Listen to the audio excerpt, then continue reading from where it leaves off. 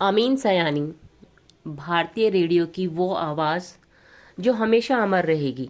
लेकिन अब वो आवाज़ इस दुनिया से प्रस्थान कर गई है। 21 फरवरी 2024 को अमीन सयानी साहब 91 साल की उम्र में ये दुनिया छोड़कर अनंत की यात्रा पर निकल पड़े थे। 21 दिसंबर 1932 को मुंबई में जन्मे अमीन सयानी छोटी उम्र में ही आवाज़ की दुनिया से रूबरू हो गए थे। अमीन सयानी साहब को याद करते हुए उनके जीवन की कुछ बड़ी ही दिलचस्प कहानियाँ आज हम आपको बताएंगे और अमीन सयानी जी की ये कहानियाँ आपको भी बहुत पसंद आएगी। अमीन सयानी की उम्र मात्र 4 बरस की ही थी जब पहली दफ़ा इन्हें लंदन जाने का मौका मिला था। इनके पिता डॉक्टर जान मोहम्मद सयानी पेशे से डॉक्टर थे।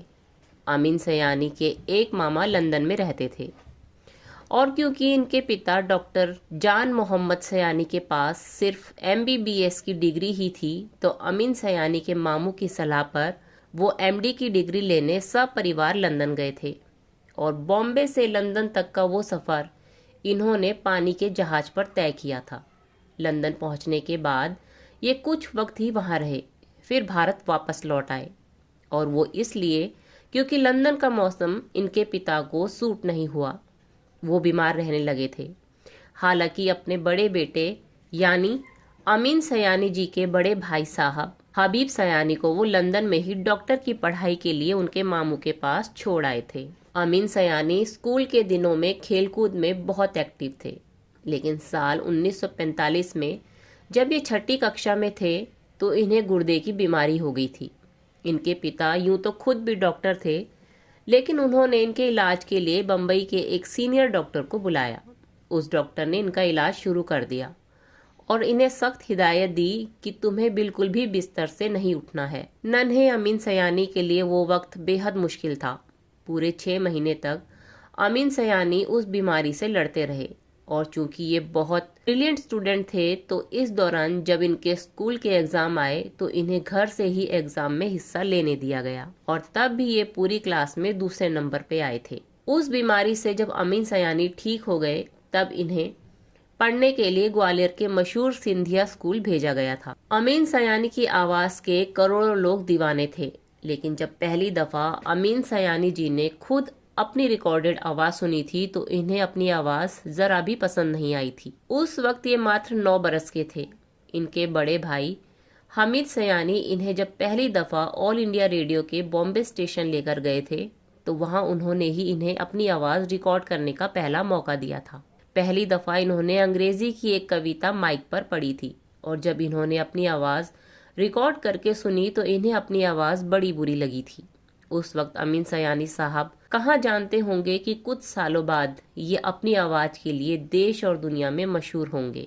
ये बात बहुत ही कम लोग जानते होंगे कि अमीन सयानी के दादा भाई रहीमतुल्लाह सयानी एक बैरिस्टर थे। साथ ही साथ वो उस जमाने के कांग्रेस पार्टी के बहुत बड़े लीडर भी थे। उस जमाने में बॉम्बे में उनकी एक लॉ फर्म भी हुआ करती थी जिसका नाम था गिलबर्ट एंड सयानी।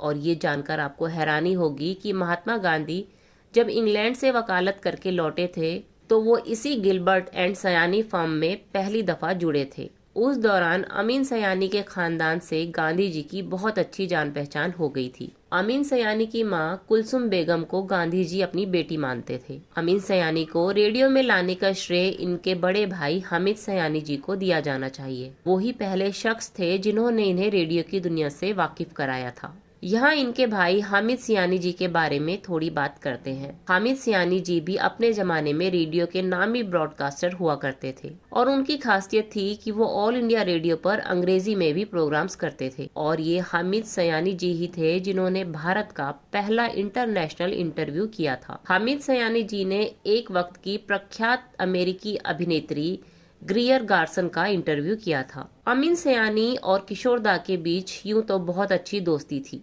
लेकिन एक दफा कुछ ऐसा हुआ था कि अमीन सयानी किशोर कुमार से बहुत नाराज हो गए और उन्होंने पूरे 18 साल तक किशोर दा से बात नहीं की।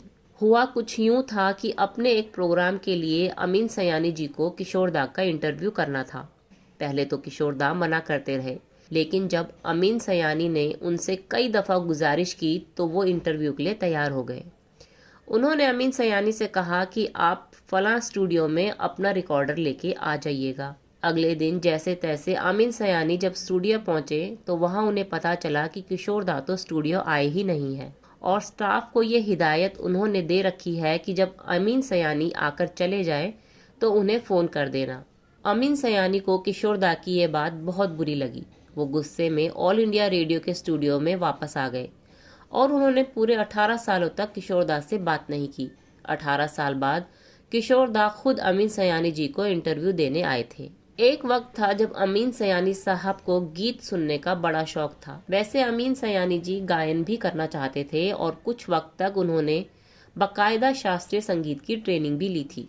हालांकि इनका वो सपना पूरा ना हो सका। उन दिनों ऑल इंडिया रेडियो पर एक प्रोग्राम चलता था जिसमें नए गायकों को गाने का मौका मिलता था। उस प्रोग्राम का नाम था फुलवारी। उस प्रोग्राम के होस्ट नामी एक्टर मनमोहन कृष्ण जी हुआ करते थे। अमीन सयानी साहब भी वो प्रोग्राम सुनने रेडियो स्टेशन जाया करते थे। उस प्रोग्राम को कोई हेल्थ ड्रिंक ब्रांड स्पॉन्सर किया करता था। प्रोग्राम के ब्रेक में एक अनाउंसर उस हेल्दी ड्रिंक की तारीफें करते हुए कुछ लाइंस बोला करता था। एक दिन वो अनाउंसर रेडियो स्टेशन आया ही नहीं।